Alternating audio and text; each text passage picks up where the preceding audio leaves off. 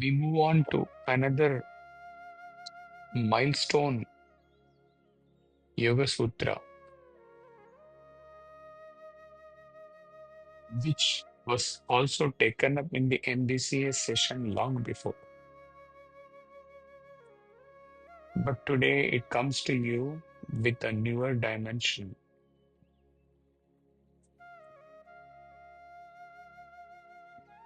Yoga Chitta-vr.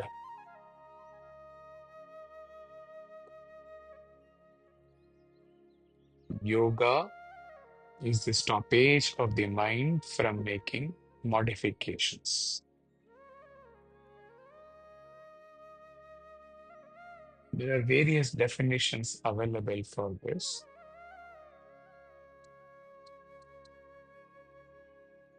We are starting with the simplest definition. The term yoga comes from the root yuj, which means to join. Yoga means union with the Lord. And this union is the goal of human life. It is the be all and end all of human existence. It is the samam bunam.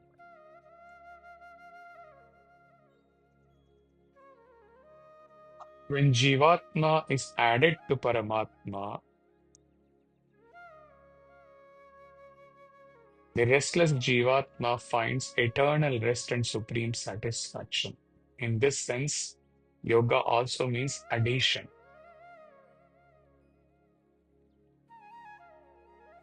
Yoga is the divine science which disentangles the jiva from the phenomenon world of sense objects and links him with the Absolute, whose inherent attributes are Ananta Ananda, Paramashanti, infinite knowledge, unbroken joy, and eternal life. Yoga, in a generic sense, refers to karma yoga, bhakti yoga, raja yoga, jnana yoga, hatha yoga, mantra yoga, laya yoga, kundalini yoga. In today's context, it means the Ashtanga Yoga or Raja Yoga of Patanjali Maharishi. A yogi is the one who has reached the final asamprajnata samadhi, one who is attained, one who is attaining to get a perfection in yoga may also be called a yogi. Now to the next expression, chitta vritti. Vivekananda in his commentary says, chitta means mind stuff or subconscious mind. It takes various forms and shapes. And these forms constitute vrittis. It gets transformed or modified, parinama. These transformations or modifications are the thought waves, whirlpools, or vrittis. If the chitta thinks of a mango, the vritti of a mango is formed in the lake of the chitta at once, then and there. This will subside and another vritti will be formed when it thinks of milk. Countless such vrittis are arising and subsiding in the ocean of the chitta daily in a human being. These ever-changing, fluctuating vrittis are the cause of the restlessness of the mind.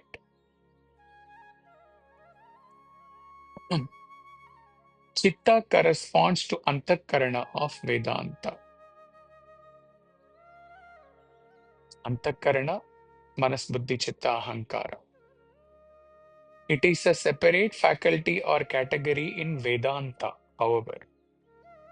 In Vedanta, when the mind does the function of smriti, anusandhana, and dharana, that is memory, inquiry and concentration, it assumes the name Chitta. When you repeat a mantra during japa, it is the Chitta that does the smarana. It does a lot of work. Much of your subconsciousness consists of submerged experiences, memories thrown into the background, and but easily recoverable. Sometimes you go to sleep at 10 p.m. with the thought that I must get up at 4 a.m. for some purpose. The message is taken up by the subconscious mind, and it is the subconscious mind that wakes you up unfailingly at the required hour, 4 a.m. In the MBCA session, we learned that the experience gained due to the actions performed by the mind through karma indriyas are carried back through the jnana indriyas to the memory bank, chitta. All experiences need not be bad experiences.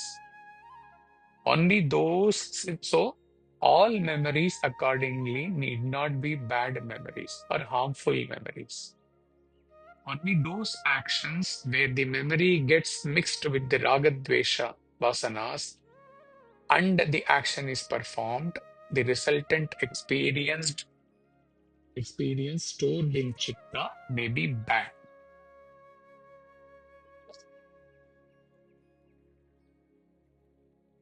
Vritti means literally a whirlpool. It is a thought wave in the lake of chitta.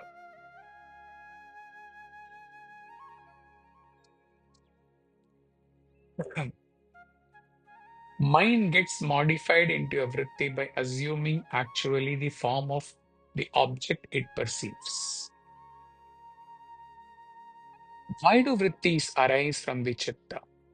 Because of the samskaras or vasanas. If you annihilate all vasanas or desires, all vrittis will subside by themselves. If all the vrittis subside, the mind becomes calm, serene, and silent. Then only you will enjoy peace and bliss. Therefore, all happiness lies within. You will have to get it through the control of mind and not through any other means. When there is no mind, you are in yoga. When there is mind, you are not in yoga. Simple.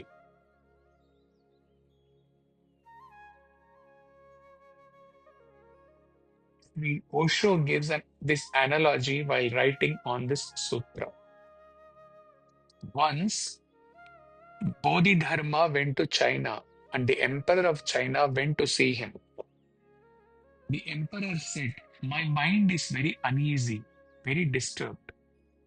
You are a great sage, and I have been waiting for you.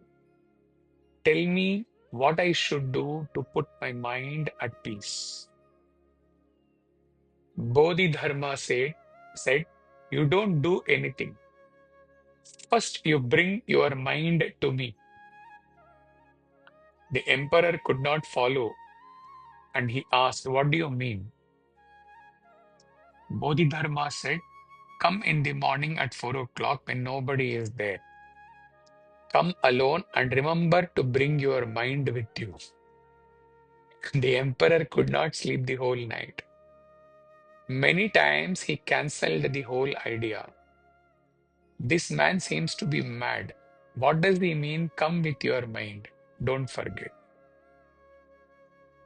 However, Bodhidharma was so enchanting, so charismatic that he could not cancel the appointment. As if a magnet was pulling him, at 4 o'clock, the emperor jumped out of the bed and said, whatsoever happens, I must go. This man may have something. His eyes say that he has something. He seems to be crazy, but still I must go and see what can happen. So he reached, and Bodhidharma was sitting there, and he asked, "So you have come? Where is your mind? Have you brought it or not?"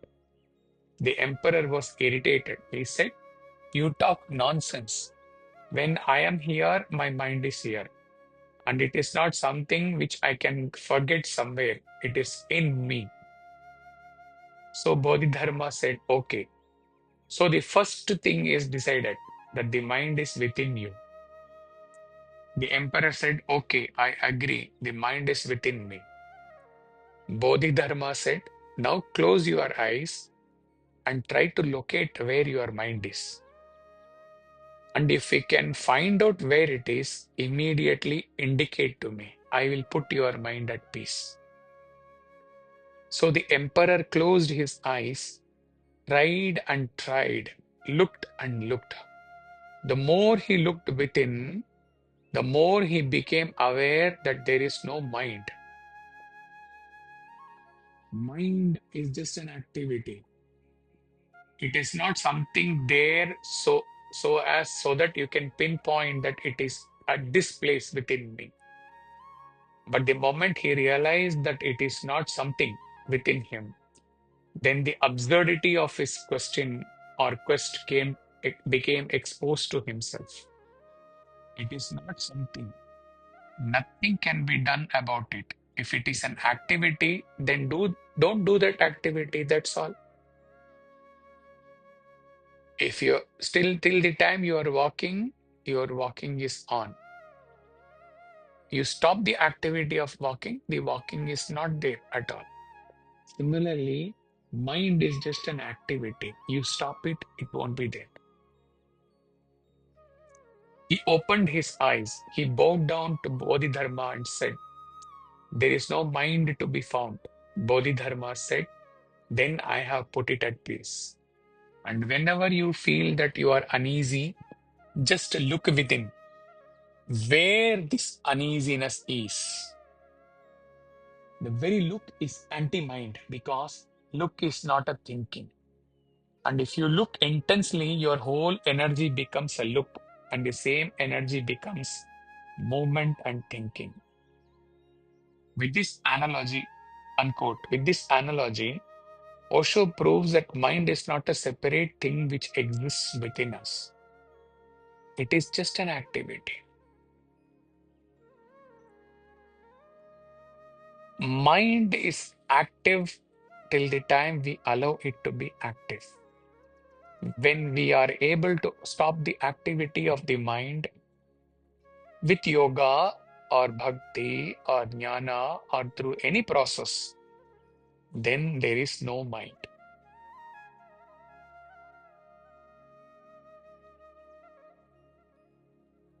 Now comes the word expression nirodha. Literally, it means restraint or suppression. So, does it mean that by suppressing the modifications of the mind stuff or restraining of the thought waves, a man obtains yoga?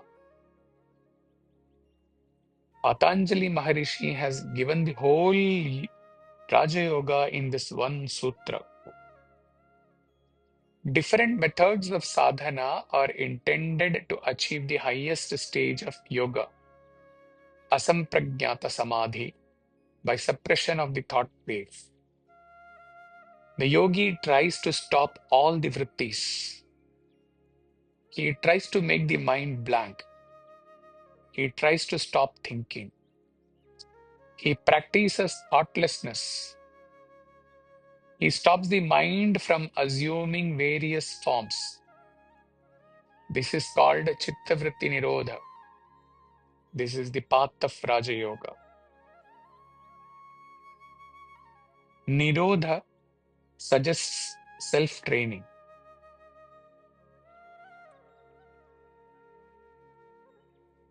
The key to understanding is the word Nirodha, which defies translation or description.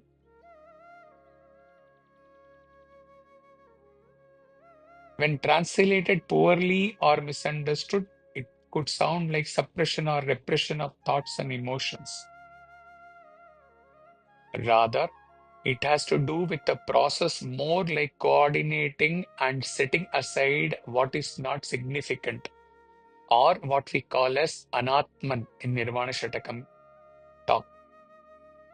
It means finding the jewel of truth that is underneath or behind all other activities in the mind field. This becomes through a self-training program dealing with the relationships, senses, body, breath, and mind. Ultimately, the meaning of Nirodha and thus of yoga itself begins to emerge experientially through doing these practices. We learned that mind is an activity and it can be stopped. In Raja Yoga, we learned how it can be stopped. How to make the activity of mind stop, or we reach a no mind in bhakti and jnana. In bhakti, through connecting with God, immersing in God, living with God, single pointed focus on God. With this, mind, even when it is active, can never be influenced by chitta to create harmful vritti based on our kleshas. In the path of jnana, through Shravana, Manana, Nididhyasana, when we start experiencing, when we start getting glimpses of that self, then the mind as an activity is put to rest. Even a realized jnani has to use his mind, but then he will ever remain at that enlightened state even when the mind is fully active.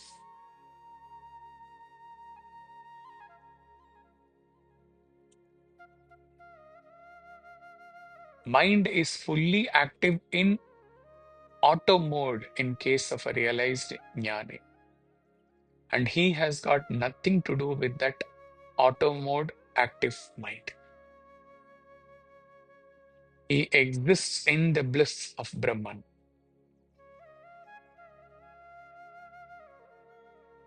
So we can see that in bhakti and jnana also nirodha has happened, has been achieved. All that are not self or anatman have been discarded, and what that remains is atman or self.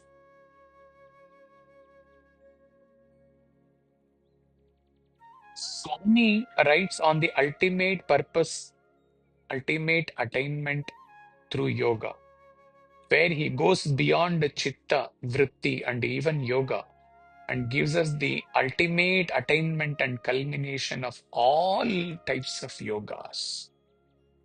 The end of yoga, any yoga. I quote Bhagavan.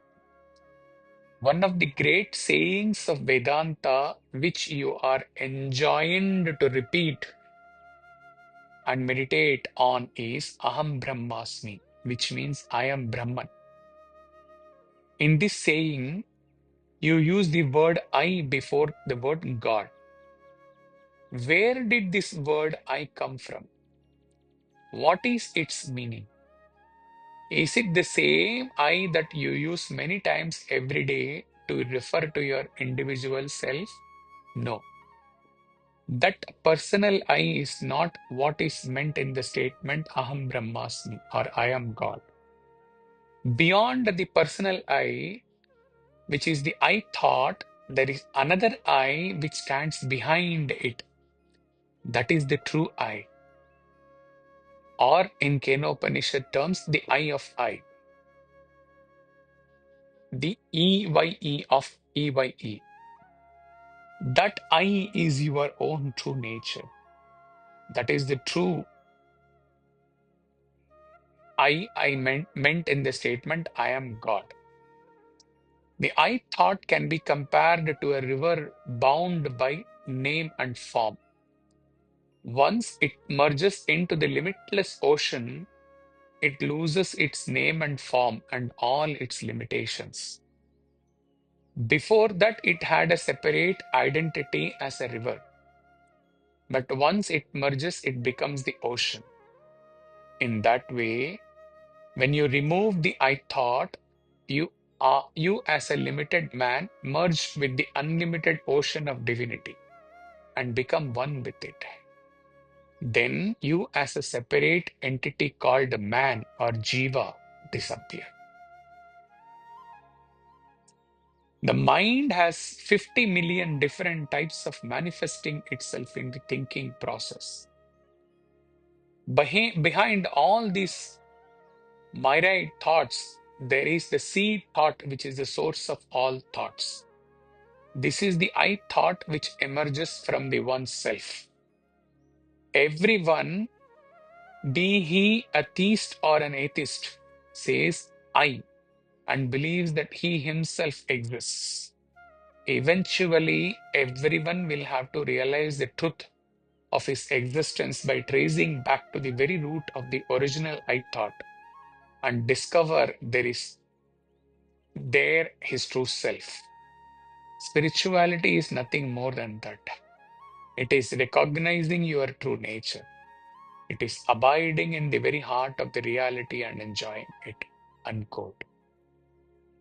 Sai devotees can realize how Swami has spoken, revealed the highest essence of Upanishads in such a simple manner.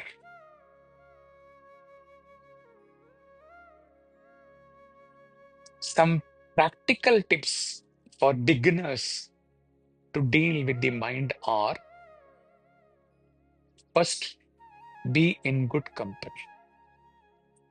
Swami says, tell me your friend and I will tell you what you are. Turn away from all those in whose company your mind goes in unholy directions. Your mind gets involved in unnecessary talks, gossips, and your mind gets agitated or disturbed.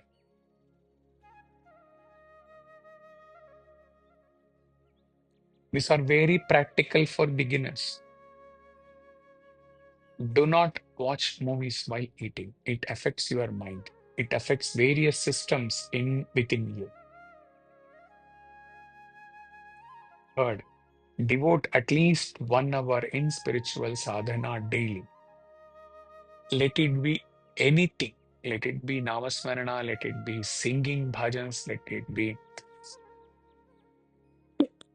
reading of literature, spiritual literature, or seva, or anything.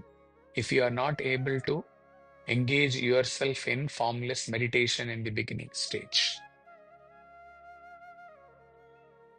If your mind is so restless, even then even watching radio Sai videos or radio Sai talks or any other similar thing can be of great help.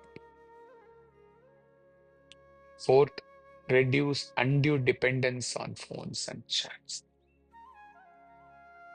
You never even know how agitated or restless your mind becomes when you engage in various subjects in your various chats with various groups and people. Reduce it. Keep the phone away for a few hours during the day and definitely during the night. Next, resist temptations. There can be so many temptations arising out of craving of your senses. It could be craving for excess food, sweets. It could be craving for watching something sensuous. It could be craving for reading something sensuous. Could be for indulging in meaningless relationships. Weigh all these as and then against your spiritual goal, and then mercilessly reject them when they come and attack you. Last but not the least, keep connected with Sai. Even in time other than your sadhana time, keep connected with Sai. Some tips or guidance for remaining connected to Sai was given in the Connecting with Sai session on 1st January 2025. This is for Sai devotees, and in general, for everyone, keep connected with your chosen God. We end today's satsang with 10 commandments of Bhagavan Baba for peace of mind. This was found in a Yahoo group. Since Yahoo group does not exist anymore, so the link could not be opened. But in couple of places he saw this and he thought, or Swami thought through him, that this should reach out to you. Do not interfere in others' business unless asked.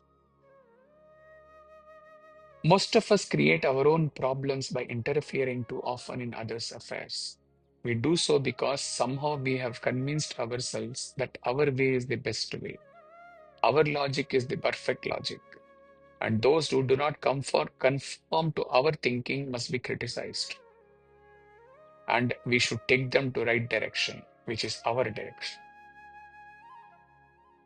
Remember, there is God to look after everything. Why we are bothered? Let us mind our own business and we will have peace. Second, forget and forgive. Commandments of Bhagavan. This is the most powerful aid to peace of mind. All this we are going through in the context of stopping the activity of the mind or putting the mind to rest and be at peace in the context of yoga-citta-vr. Forget and forgive. We often nurture ill feeling inside our heart for the person who insults or harms us. It is essential that we cultivate the art of forgiving and forgetting. Believe in the justice of God and the doctrine of karma. Let him judge the act. Let God judge the act of the one who has caused any harm to you. Life is too short to waste in such trifles. Forget, forgive, and march on. Third, do not crave for recognition. This world is full of selfish people. They seldom praise anybody without selfish motive. They may praise you today and because you are rich or you are influential or you have power or they see something unique in you. But later when you are powerless or you become stale for them and are not unique anymore, they will forget your achievement and start criticizing. Moreover, each person is a mortal with a bundle of defects in him. No individual is picture perfect. And why do you value the words of praise of any other mortal like you? Why do you crave for such false recognition and lose your peace of mind if the world does not praise you? Believe in yourself. People's praises do not last long and are not worth it. Do your duties ethically and sincerely and leave the rest to God. Fourth, do not be jealous. We all have experienced how jealousy can disturb our peace of mind. Remember, everybody's life is shaped by his previous karma that has now become his destiny. Nothing will be gained by blaming others for your misfortune. Jealousy will not get you somewhere, but it will give you only restlessness. Fifth, change yourself according to the environment. If you try to change the environment single-handedly, the chances are that you may fail. Instead, change yourself to suit the environment. As you do this, even the environment, which has remained unfriendly for you, may mysteriously appear to be congenial and harmonious. Sixth, endure what cannot be cured. Very important. This is the best way to turn a disadvantage into an advantage. Every day, we face numerous inconveniences, ailments, irritations, and accidents that are beyond our control. We must learn to put up with all these things. We must learn to endure them cheerfully, thinking, God willed it, so be it. God's logic is beyond our comprehension. Believe it, and you will gain in patience, in inner strength, in will power. Milestone commandment: endure what cannot be cured. Next, do not bite more than what you can chew. This maxim should always be remembered. We often tend to take more responsibilities than we are capable to carry out. This is done basically to satisfy our ego. Know your limitations. Why take additional loads that may create more worries? You cannot gain peace of mind by expanding your external activities. If you have extra time, then spend it in an inward life of prayer, meditation, introspection. This will reduce those thoughts in your mind, which make you restless. Fewer the thoughts, greater is the peace of mind. Number 8, meditate regularly. Meditation makes the mind thoughtless. This is the highest state of peace of mind. Try. If you meditate earnestly for half an hour every day, you will tend to become calm during the remaining 23 and a half hours. Your mind will not be disturbed as much as before. You must gradually increase the period of daily meditation. Can you believe that for sannyasis or celibates, for their 24-hour schedule, Swami Shivanandaji Maharaj prescribes 8 hours of meditation in a day? If that be so, as grahasthas, should we not meditate at least for 1 hour a day? Next, never leave the mind vacant. Empty mind is the devil's workshop. All evil deeds start in the mind. Keep your mind occupied in something positive, something worthwhile. Actively follow a hobby. Do something that holds your interest. Your hobby, it may be anything: painting, singing, social work, temple work, service, anything. May not always earn you any money or recognition, but you will have a sense of fulfillment and achievement. Last but not the least, do not procrastinate and never regret. Do not waste time in wondering, should I or should not I? Days, weeks, months, and years may be wasted in this futile mental debating. You can never plan enough because you can never anticipate all future happenings. Always remember, God has His own plan. Value your time and do things. It does not matter if you fail for the first time, second time, third time. You can rectify your mistakes and succeed ultimately. Sitting back and worrying will lead to nothing. Swami says, haste makes waste. Waste makes worry. So do not be in a hurry. Learn from your mistakes, but do not brood over the past. Do not regret. Whatever happened was destined to happen only that way. Take it as the will of God. Have we not learned it fully through this session? Nothing happens without the will of God. So, the mantra is live, love, learn. We end this satsang with an appropriate quote of Swami in the context of yoga. Yoga being the subject of today's sutra. God is love. Live in love. That is the direction indicated by the sages. Love can grow only in a well-plowed heart, free from brambles. So the heart has to be prepared by means of namasmarana.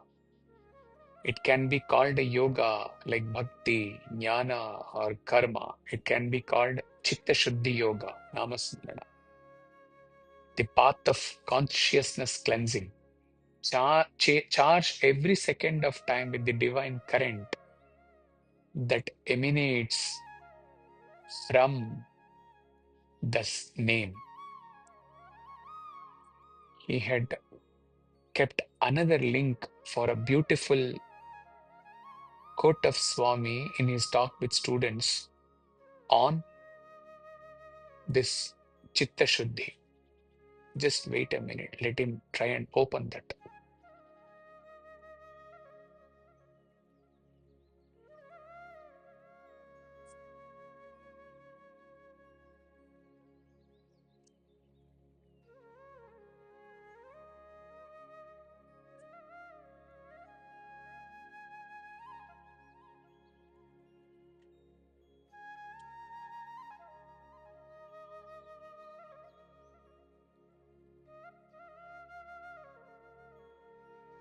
While we are growing on the spiritual path, to what extent are we controlling our attachment? The attachments are ever on the rise. As the attachment to the world increases, the detachment with God also increases. Attachment to the world proportionately increases detachment to the Lord. When attachment to God increases, attachment to the world decreases. It is like the seesaw. When you travel to God, the world will be down, and when you go near the world, God will be down. So, what steps should we take? We cannot have the desire for both God and the world simultaneously. The heart is a single sofa, not a double sofa, and it definitely is not like musical chairs. We should not change continuously. We must install only one. Then only will true sacrifice lead to immortality. If you want to keep the milk in a bowl, you must first empty the bowl. Only then can we keep the cool milk in it. If you pour milk when there is full water in the bowl, then neither water nor will milk will stay in that vessel. Similarly, in our hearts, there are so many worldly desires. We must first empty our heart of these desires and then fill the heart with divine desires. If the brain is empty, you can stuff it with anything. But if your brain is filled with other things, it can never be empty. Therefore, first we should cleanse or empty our mind. This is known as purity of mind or chitta shuddhi. This is being given here in the context of tti-nirodhaḥ. Without purity, divinity is not possible. And when there is no divinity, there is no unity. And when there is no unity, enmity commences. Therefore, first you should strive for purity. We end today's satsang with these beautiful gems of wisdom from our Bhagwan, dear Lord. Yoga, citta-vr. Ultimately, we have to transcend yoga, we have to transcend chitta, we have to transcend vritti, and there shall be no need for nirodha, suppression. We have to merge with God. The individual Jivatman has to merge with the Paramatma, and thereafter exist in the abode of bliss prashanti forever and ever. Amen.